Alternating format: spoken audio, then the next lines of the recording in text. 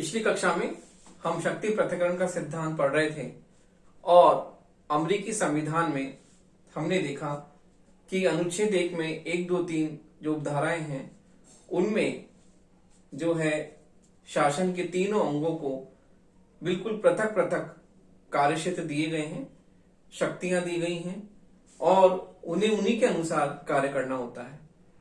तो हमने पिछली कक्षा में आपको बताया था कि शक्ति पृथक्करण सिद्धांत के अनुसार पहला जो पॉइंट हमने पिछली कक्षा में बताया था कि अमेरिकी संविधान में कार्यपालिका, व्यवस्थापिका व न्यायपालिका तीनों को अलग अलग शक्तियां प्रदान की गई हैं और शासन के तीनों अंग अपने कार्य क्षेत्र में रहकर एक दूसरे के कार्य में हस्तक्षेप किए बिना स्वतंत्रता पूर्वक अपना कार्यभार करते हैं। तो अमेरिकी संविधान में हमने ये बताया था कि किस प्रकार से वहां पर जो है केंद्र की विधायी, कार्यपालिका, न्यायपालिका शक्तियां कांग्रेस, राष्ट्रपति और सर्वोच्च न्यायालय में निहित हैं। इसी प्रकार हमने अगला पॉइंट जो पढ़ा था उसमें ये बताया था कि किस प्रकार से कांग्रेस का निर्वाचन साधारण जनता द्वारा किया जाता है और राष्ट्रपति का निर्वाचन एक निर्वाचक मंडल द्वारा किया जाता है। इस प्रकार से वहां पर कांग्रेस का निर्वाचन और राष्ट्रपति का निर्वाचन जो है दोनों अलग अलग प्रक्रिया से होता है, दोनों ही अलग अलग, क्योंकि कांग्रेस के निर्वाचन में साधारण जनता भाग लेती है। इसी प्रकार से राष्ट्रपति का जो निर्वाचन होता है उस निर्वाचन में एक निर्वाचक मंडल के द्वारा राष्ट्रपति का निर्वाचन किया जाता है। तो इस प्रकार से कांग्रेस का निर्वाचन और राष्ट्रपति का निर्वाचन दोनों अलग अलग प्रक्रियाओं से होता है। इसी प्रकार अगला पॉइंट हमने समझा था कि कांग्रेस जो कार्यपालिका व्यवस्थापिका को भंग नहीं कर सकती और व्यवस्थापिका भी जो है अविश्वास प्रस्ताव या साधारण बहुमत द्वारा कार्यपालिका को समय से पहले भंग नहीं कर सकती। तो क्योंकि देखिए अमेरिका में संसदीय शासन व्यवस्था नहीं है, अध्यक्षात्मक शासन व्यवस्था है, इसलिए कार्यपालिका व्यवस्थापिका के प्रति उत्तरदायी नहीं होती। उसी प्रकार से जो है मंत्रिमंडल सामूहिक रूप से संसद के प्रति उत्तरदायी वहां पर नहीं पाया जाता। तो ये व्यवस्था वहां पर अध्यक्षात्मक शासन व्यवस्था होने के कारण है। अगला हमने पढ़ा था कि मंत्रिमंडल के सदस्य राष्ट्रपति द्वारा नियुक्त किए जाते हैं और व्यवस्थापिका के सदस्य नहीं होते। इस प्रकार से मंत्रिमंडल के सदस्यों पर कार्यपालिका प्रमुख राष्ट्रपति होने के कारण, क्योंकि वहां पर कार्यपालिका प्रमुख राष्ट्रपति है, इसी प्रकार से मंत्रिमंडल राष्ट्रपति के प्रति उत्तरदायी होती है, संसद के प्रति उत्तरदायी नहीं होती, अर्थात व्यवस्थापिका के प्रति उत्तरदायी नहीं होती। जैसा कि हम संसदीय शासन व्यवस्था में देखते हैं कि कार्यपालिका जो है व्यवस्थापिका के प्रति उत्तरदायी होती है और मंत्रिमंडल सामूहिक रूप से व्यवस्थापिका के प्रति उत्तरदायी होता है। ऐसा अमेरिकी जो है संविधान में हमें देखने को नहीं मिलता, क्योंकि अमेरिकी संविधान निर्माताओं ने अध्यक्ष शासन व्यवस्था को अपनाया। इसी कारण वहां पर उसी के अनुसार जो है संविधान में सारी शक्तियां वर्णित की गई हैं। तो इस प्रकार हम देखते हैं कि अमेरिकी संविधान निर्माताओं ने शक्तियां जो है एक ही हाथ में या एक ही समूह में, व्यक्ति समूह में केंद्रित न हो, इस कारण से शासन के तीनों अंगों को अलग अलग शक्तियां प्रदान की गई हैं और शासन के तीनों अंग जो है निरंकुश न हो, इसलिए वहां पर नियंत्रण व संतुलन सिद्धांत को अपनाया गया है, ताकि प्रशासन में कोई गतिरोध उत्पन्न न हो और प्रशासन अपने कार्य कुशलता के साथ में संचालित होता रहे। और इस प्रकार प्रशासन में समन्वय और सामंजस्य बिठाने के लिए वहां पर शक्ति पृथक्करण के साथ साथ नियंत्रण और संतुलन के सिद्धांत को अपनाया गया है। तो देखिए इस प्रकार हम देखते हैं कि गतिरोध व संतुलन का सिद्धांत क्या है। तो देखिए शक्ति पृथक्करण का सिद्धांत हमने अभी समझा। इसके बाद में हम देखते हैं कि अमेरिका में शक्ति पृथक्करण सिद्धांत के साथ साथ जो है गतिरोध व संतुलन का सिद्धांत या अवरोध व संतुलन का सिद्धांत क्या है। तो देखिए नियंत्रण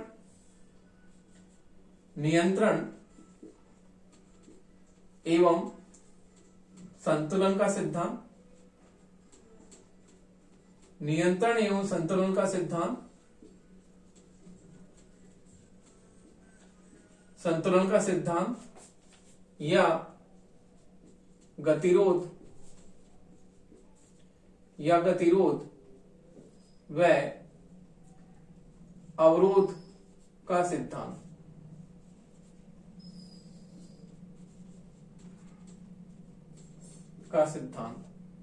तो देखिए, अमेरिकी संविधान निर्माताओं ने शक्ति पृथक्करण के सिद्धांत के साथ साथ वहां पर नियंत्रण और संतुलन का सिद्धांत अपनाया, जिसे हम गतिरोध या अवरोध के सिद्धांत के नाम से भी जानते हैं। अमेरिकी संविधान निर्माताओं ने प्रशासन में निरंकुशता नहीं हो और शासन के तीनों निरंकुश न हो, इसलिए वहां पर सिद्धांत को अपनाया और प्रशासन में गतिरोध या अवरोध उत्पन्न हो, इसलिए इसका नाम रखा गया गतिरोध या अवरोध का सिद्धांत, कि प्रशासन में किसी प्रकार से कोई गतिरोध या अवरोध उत्पन्न हो और प्रशासन में समन्वय और सामंजस्य बिठाने के लिए इस सिद्धांत को अपनाया गया। शक्ति पृथक्करण के सिद्धांत के साथ साथ वहां पर इस सिद्धांत को नियंत्रण एवं संतुलन का सिद्धांत या गतिरोध व अवरोध के सिद्धांत को अपनाया गया। तो इस प्रकार हम देखते हैं कि वहां पर जो है प्रशासन में, देखिए शासन के तीनों अंग जो है पृथक पृथक कार्य करेंगे तो किसी प्रकार का कोई संघर्ष उत्पन्न न हो। तो इस कारण से हम देखते हैं कि वहां पर शासन के जो शक्तियां हैं वो एक दूसरे से बिल्कुल अलग हैं। तो देखिए,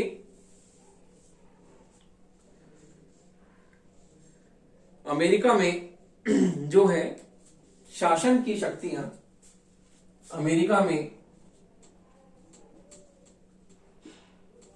शासन की तीनों अंगों की शक्तियां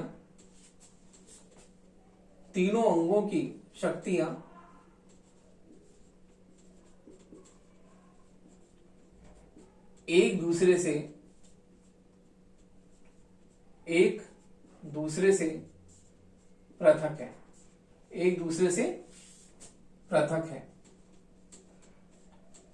अतः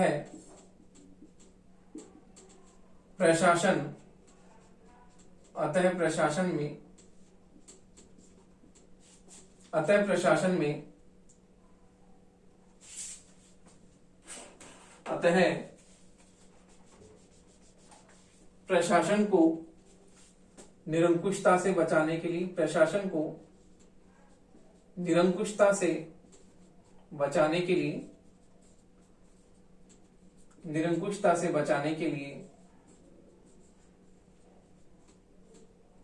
या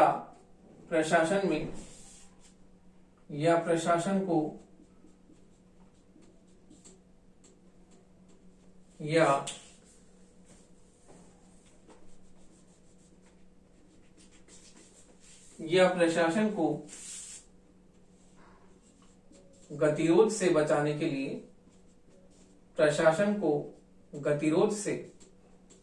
बचाने के लिए,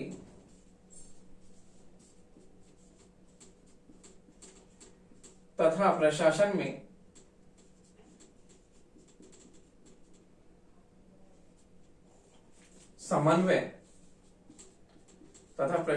समन्वय या तालमेल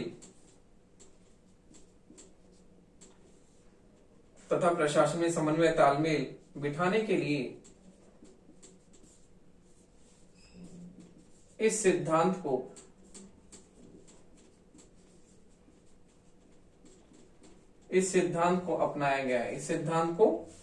अपनाया गया है।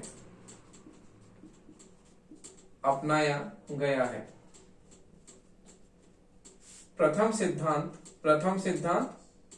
सिद्धांत का मतलब नियंत्रण एवं संतुलन का सिद्धांत। प्रथम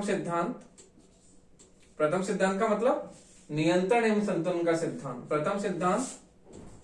द्वितीय सिद्धांत का मतलब गतिरोध व अवरोध का सिद्धांत या नियंत्रण एवं संतुलन का सिद्धांत। प्रथम सिद्धांत। द्वितीय सिद्धांत का प्रथम सिद्धांत दूसरे सिद्धांत का अनुपूरक है, अनुपूरक है।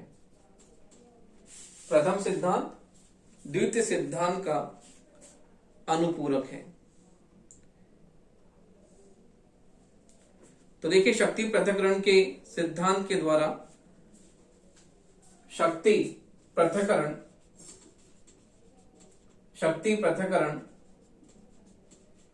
सिद्धांत के द्वारा शक्ति पृथक्करण सिद्धांत के द्वारा शासन की तीनों शक्तियां, शासन की तीनों शक्तियां एक दूसरे से, शासन की तीनों शक्तियां एक दूसरे से अलग हो जाती है, एक दूसरे से अलग हो जाती है तथा प्रशासन में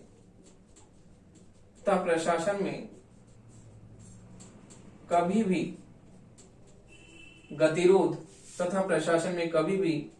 गतिरोध उत्पन्न हो सकता है, कभी भी गतिरोध उत्पन्न हो सकता है।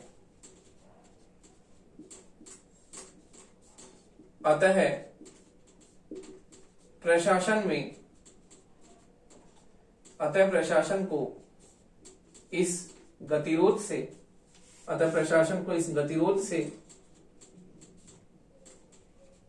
बचाने के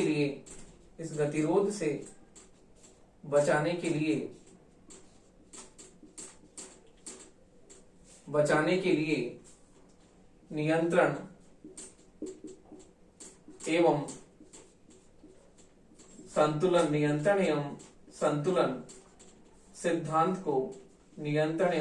सिद्धांत को अपनाया गया है। नियंत्रण एवं संतुलन सिद्धांत को अपनाया गया है ताकि प्रशासन में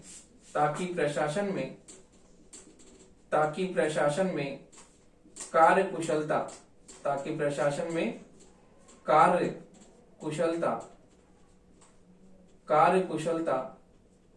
बनी रहे, तो देखिए, इस प्रकार अमेरिका में शक्ति पृथक्करण सिद्धांत के साथ साथ नियंत्रण एवं संतुलन के सिद्धांत को व्यवहारिक रूप से अपनाया गया है।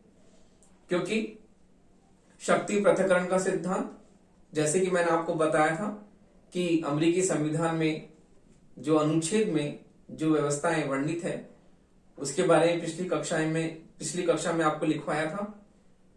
तो देखिए, उससे स्पष्ट होता है कि अमेरिकी संविधान निर्माताओं ने प्रशासन के तीनों अंगों को, कार्यपालिका, व्यवस्थापिका व न्यायपालिका, तीनों को अलग अलग रूप में शक्तियां विभाजित रूप में दी गई हैं। तो इस प्रकार शासन में यदि शासन के तीनों अंग अपने अपने कार्य क्षेत्र में कार्य करेंगे तो इस प्रकार शासन में कहीं मनमानीपना या निरंकुशता न उत्पन्न हो जाए। तो संविधान निर्माताओं ने इस बात को ध्यान में रखा और इसलिए वहां पर शक्ति पृथक्करण सिद्धांत के साथ साथ नियंत्रण एवं संतुलन के सिद्धांत को अपनाया गया ताकि प्रशासन की निरंकुशता न उत्पन्न हो तथा प्रशासन में कोई गतिरोध या अवरोध उत्पन्न न हो। इस कारण से प्रशासन में शक्ति पृथक्करण के साथ साथ नियंत्रण एवं संतुलन के सिद्धांत को व्यवहारिक रूप में वहां पर अपनाया गया ताकि प्रशासन जो है कार्यकुशलता के साथ बिना किसी गतिरोध, बिना किसी अवरोध के साथ अपना जो है कार्य कुशलता के साथ में संचालित कर सके। इसलिए अमेरिकी संविधान निर्माताओं ने शक्ति पृथक्करण के साथ वहां पर नियंत्रण एवं संतुलन के सिद्धांत को अपनाया।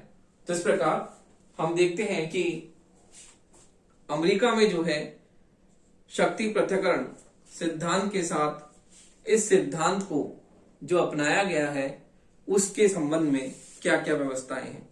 तो देखिए, अमेरिकी संविधान में हम देखते हैं कि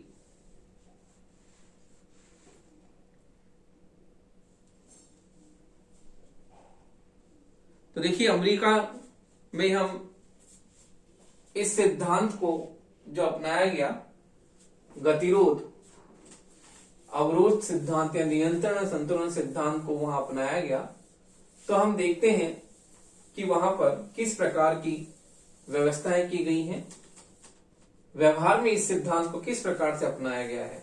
तो देखिए उसके बारे में हम चर्चा करते हैं कि किस प्रकार अमेरिका में जो है व्यवस्थाएं हैं। तो देखिए अमेरिका में हम देखते हैं कि अमेरिकी संविधान निर्माताओं, अमेरिकी संविधान निर्माताओं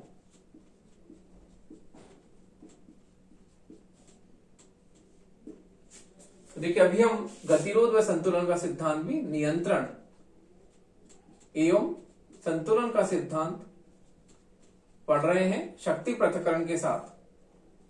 नियंत्रण एवं संतुलन का सिद्धांत पढ़ रहे हैं शक्ति पृथक्करण सिद्धांत के साथ। तो देखिए अमेरिकी संविधान निर्माताओं को यह विश्वास था कि प्रशासन शासन की शक्तियां विभाजित करके, तो देखिए प्रशासन जो है विश्वास था कि प्रशासन जो है शक्ति पृथक्करण, तो देखिए गतिरोध व संतुलन के सिद्धांत के अभाव में का विश्वास था कि प्रशासन गतिरोध व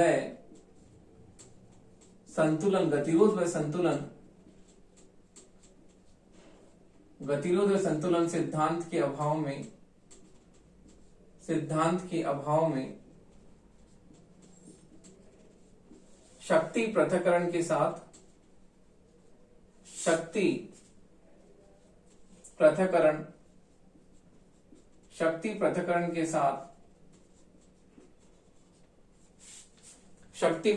के साथ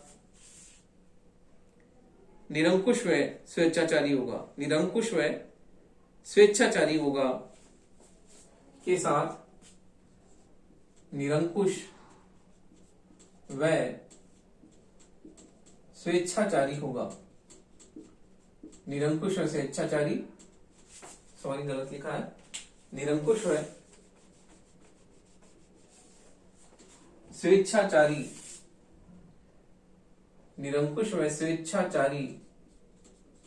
होगा। निरंकुश व स्वेच्छाचारी होगा तथा वहां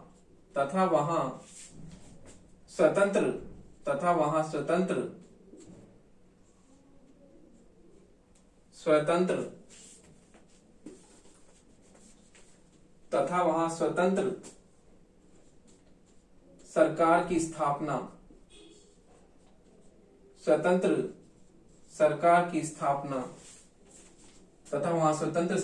स्थापना नहीं होगी।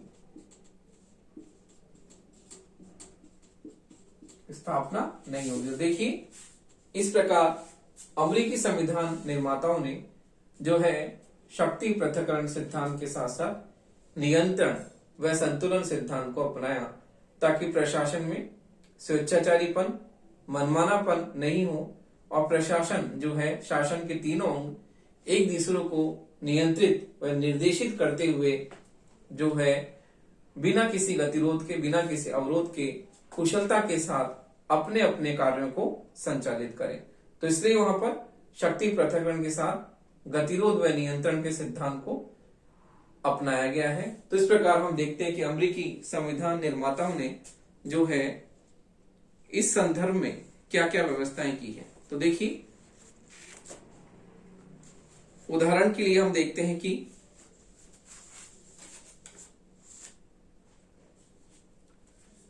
उदाहरण के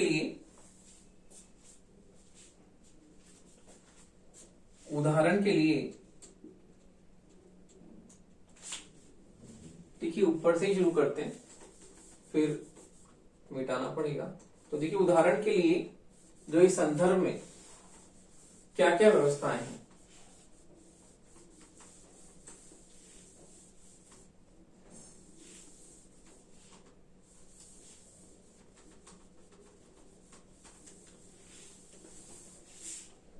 तो देखिए, नियंत्रण एवं संतुलन के सिद्धांत को वहां पर व्यवहार में किस प्रकार से अपनाया गया है। तो हम देखते हैं कि अमेरिकी संविधान निर्माताओं ने वहां क्या क्या व्यवस्थाएं कर रखी है। तो हम देखते हैं नियंत्रण एवं संतुलन सिद्धांत को वहां अमेरिकी संविधान निर्माताओं ने व्यवहार में किस प्रकार अपनाया है।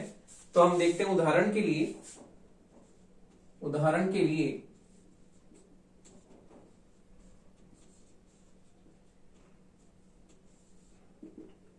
लिए कांग्रेस द्वारा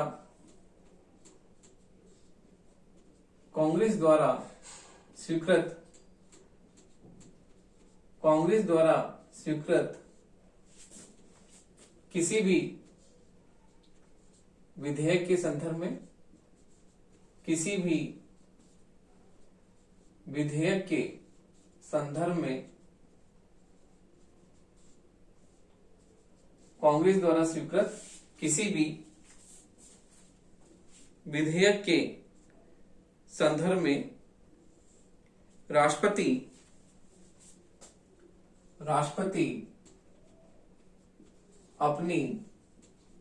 अपनी वीटो शक्ति का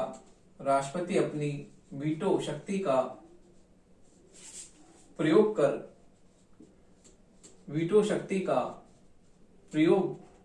कर उसे रद्द कर सकता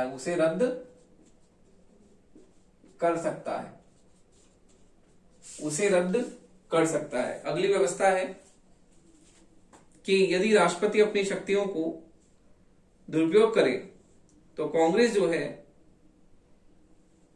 नियंत्रित करने में समर्थ है। तो देखिए,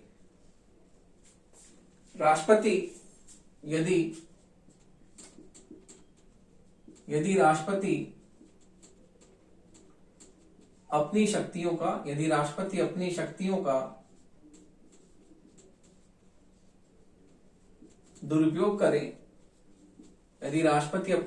का दुरुपयोग करे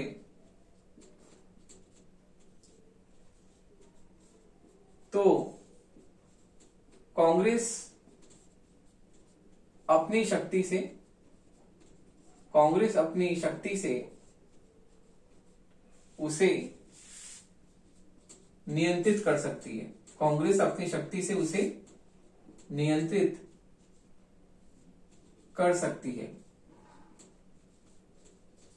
जैसे राष्ट्रपति द्वारा की गई नियुक्तियां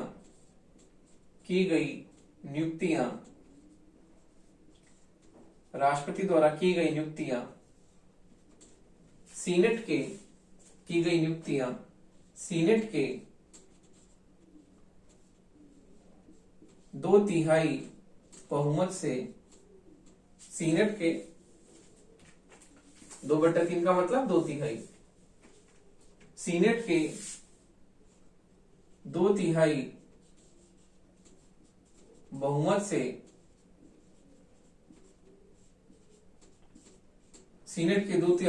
से, उसे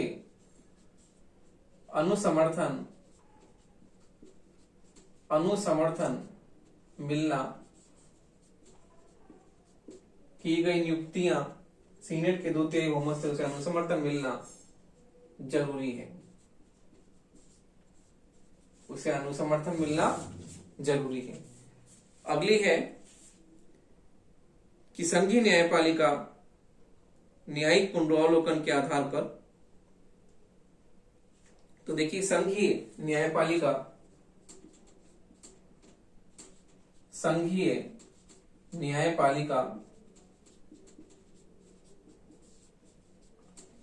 न्यायिक पुनरावलोकन, संघीय न्यायपालिका न्यायिक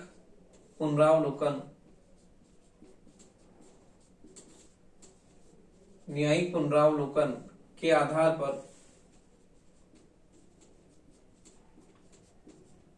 पर कांग्रेस व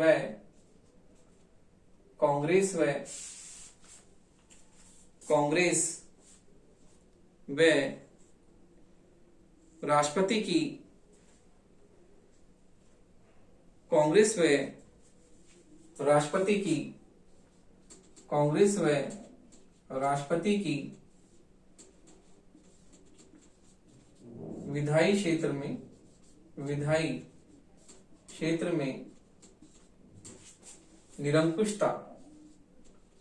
विधायी क्षेत्र में निरंकुशता स्थापित नहीं होने देती। कांग्रेस व राष्ट्रपति की विधायी क्षेत्र में निरंकुशता स्थापित नहीं होने देती। अगला है कांग्रेस व राष्ट्रपति न्यायपालिका को भी निरंकुश नहीं होने देते। किस प्रकार से? कांग्रेस व राष्ट्रपति न्यायपालिका को भी कांग्रेस व राष्ट्रपति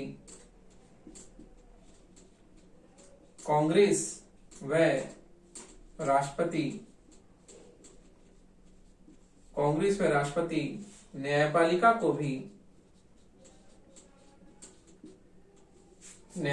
को भी निरंकुश नहीं होने देते।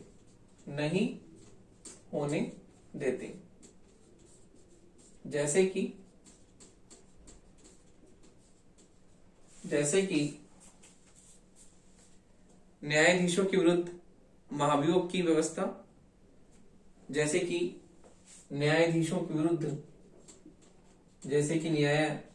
के विरुद्ध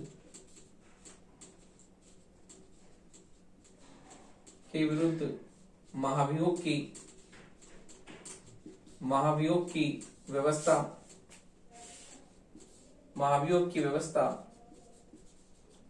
तथा राष्ट्रपति की क्षमादान की शक्तियां। देखिए इस प्रकार अमेरिकी संविधान में नियंत्रण और संतुलन के साथ साथ में शक्ति पृथक्करण के साथ साथ में नियंत्रण संतुलन को सिद्धांत को अपनाया गया है। इस संबंध में यह व्यवस्था है। पहली, कांग्रेस द्वारा स्वीकृत किसी विधेयक के संदर्भ में राष्ट्रपति वीटो शक्ति का प्रयोग कर उसको रद्द कर सकता है। अगली व्यवस्था है, यदि राष्ट्रपति अपनी शक्तियों का दुरुपयोग करे तो कांग्रेस अपनी शक्ति से नियंत्रित कर सकती है। जैसे राष्ट्रपति के द्वारा जो भी नियुक्तियां होती हैं, संधियां होती हैं, वो सारी सीनेट के 2/3 बहुमत से उसका अनुसमर्थन मिलना बहुत आवश्यक है, नहीं तो वो संधियां और नियुक्तियां रद्द समझी जाती हैं। अगला है, संघीय न्यायपालिका न्यायिक पुनरावलोकन के आधार पर कांग्रेस व राष्ट्रपति की विधायी क्षेत्र में निरंकुशता स्थापित नहीं होने देती, क्योंकि न्यायिक पुनरावलोकन की जो शक्ति जो होती है वो जो है विधायिका यदि ऐसे कोई कार्य या ऐसे कोई कानून बनाती है जो असंवैधानिक है, संविधान की भावना के विपरीत है, तो न्यायिक पुनरावलोकन की व्यवस्था उन कानूनों को रद्द कर सकती है। इसी प्रकार से कांग्रेस व राष्ट्रपति न्यायपालिका को निरंकुश नहीं होने देते, उस पर नियंत्रित स्थापित करते हैं। जैसे कि महाभियोग की व्यवस्था जो होती है कांग्रेस में होती है, महाभियोग की शक्ति कांग्रेस राष्ट्रपति और सर्वोच्च न्यायालय के न्यायाधीशों के प्रति भी जो है महाभियोग की प्रक्रिया वहां चलती है, और इसी प्रकार से राष्ट्रपति जो है अपनी समाधान की शक्तियां उसे प्राप्त होती हैं, तो वो किसी भी जो है अपराधी को क्षमादान दे सकता है। तो इस प्रकार से हम देखते हैं कि अमेरिकी जो है संविधान में वहां पर शक्ति पृथक्करण सिद्धांत के साथ साथ में नियंत्रण और संतुलन के सिद्धांत को व्यवहारिक रूप से अपनाया गया है। और इस प्रकार हम देखते हैं कि प्रशासन में निरंकुशता स्थापित न हो और प्रशासन में किसी प्रकार का कोई गतिरोध उत्पन्न न हो। इस कारण से वहां पर शक्ति पृथक्करण सिद्धांत के साथ साथ नियंत्रण व संतुलन का सिद्धांत या गतिरोध व अवरोध का सिद्धांत जो है अपनाया गया है। तो इस प्रकार से अमेरिका में हम देखते हैं कि आज भी जो है इस सिद्धांत के अनुसार वहां पर बहुत ही कार्यकुशलता के साथ में कार्य संचालित हो रहे हैं। तो इस प्रकार हम देखते हैं कि अमेरिकी संविधान निर्माताओं ने बहुत सोच समझ के साथ ये जो है सिद्धांत अपनाया। तो इस प्रकार हम देखते हैं कि अमेरिकी संविधान में शक्ति पृथक्करण का सिद्धांत वर्तमान में भी नियंत्रण और संतुलन के सिद्धांत के साथ कदम से कदम मिलाकर बहुत ही जो है व्यवहारिक रूप से कुशलता के साथ जो है संचालित हो रहा है।